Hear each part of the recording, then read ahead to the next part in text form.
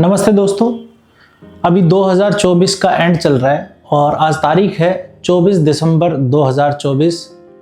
R32, R22 और R134 बड़े cylinders और कैंस का प्राइस पहले ही बढ़ चुका है और आने वाली अभी 1 तारीख जनवरी के बाद R22 पर 100 रुपये बढ़ेंगे, R32 पे 100 से 150 रुपये बढ़ेंगे और R134 पे 40 से 50 रुपये बढ़ेंगे। कारण इसमें यह है कि जो R22 है उसमें VRV, रेफ्रिजरेशंस और जो घरेलू एसी होते थे ये 2020 के बाद से डिसकंटिन्यू हो गए थे, तो R22 के अंदर कोई भी एसी नहीं आ रहा था। और अब जो रेफ्रिजरेंट कंपनियां हैं उनको भी अब जो अथॉरिटी नहीं है, बनाने की अनुमति नहीं है गवर्नमेंट की तरफ से R22 को, तो अब ये जैसे जैसे बीतता समय जाएगा अब धीरे धीरे ये 22 का जो प्राइस है ये और ज़्यादा इंक्रीज होता चला जाएगा। अब बात आती है कि R32 का प्राइस क्यों बढ़ रहा है। R32 का प्राइस इसलिए बढ़ रहा है क्योंकि R32 ज़्यादातर जो भारत के अंदर आती है वो इंपोर्ट के थ्रू आती है चाइना से, और चाइना के अंदर जो R32 का केमिकल है और R32 की जो मांग है वो बाकी देशों से भी इतनी ज़्यादा आ रही है कि चाइना के अंदर ही R32 की जो खपत है वो ज़्यादा मात्रा में हो रही है।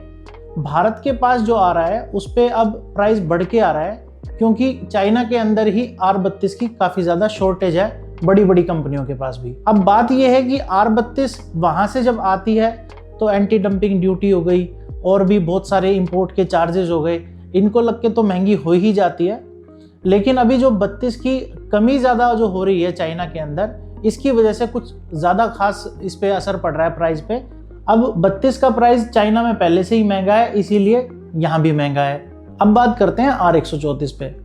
R134 पे काफ़ी साल से एंटी डंपिंग ड्यूटी नहीं लग रही थी जिसके कारण प्राइस कम था, लेकिन अभी ये अनुमान लगाया जा रहा है कि 2025 में इसकी एंटी डंपिंग ड्यूटी वापस से फिर लगा देगी गवर्नमेंट और इसका जो प्राइस है वो इससे बढ़ने वाला है।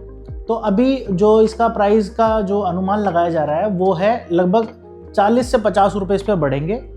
तो अगर बाकी कंपनियों के पास प्रोडक्ट नहीं रहा, किसी के पास प्रोडक्ट स्टॉक में है, तो वो अपना स्टॉक का फ़ायदा उठाएगा और अगर मार्केट में 100-150 रुपये बढ़ने की उम्मीद होगी तो वो ऑब्वियस सी बात है कि वो और ज़्यादा बढ़ा के बेचेंगे, क्योंकि जिसके पास भी स्टॉक है उसे पता है कि मार्केट में प्राइस तो जो भी हो लेकिन माल कहीं भी नहीं है, तो जिसके पास स्टॉक होता है वो मार्केट के रेट से ज़्यादा में माल बेचता है।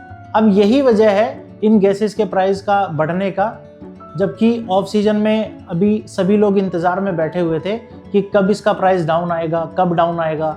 बहुत से लोग तो इसी इंतज़ार में बैठे हैं कि जनवरी में प्राइस नीचे आएगा और तब खरीद लेंगे, क्योंकि उनको उम्मीद थी कि नवंबर दिसंबर में नीचे आ जाता है तब खरीद लेंगे, क्योंकि पास्ट ईयर्स में जो बीते कुछ साल हैं उसमें नवंबर दिसंबर में प्राइस नीचे आता था, लेकिन अब की बार नहीं आया।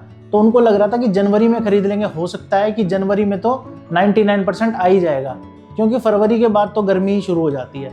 लेकिन अभी जो ये न्यूज़ आ गई है इससे ये तो कंफर्म हो गया है कि जनवरी के अंदर प्राइस नीचे नहीं आने वाले।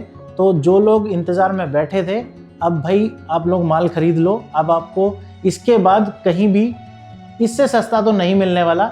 एयर कंडीशनर, रेफ्रिजरेशन के पार्ट्स की टेक्निकल नॉलेज और मार्केट अपडेट्स के लिए टेकमैन व्लॉग्स को आप सब्सक्राइब कर लीजिए और इंस्टाग्राम पे फॉलो कर लीजिए।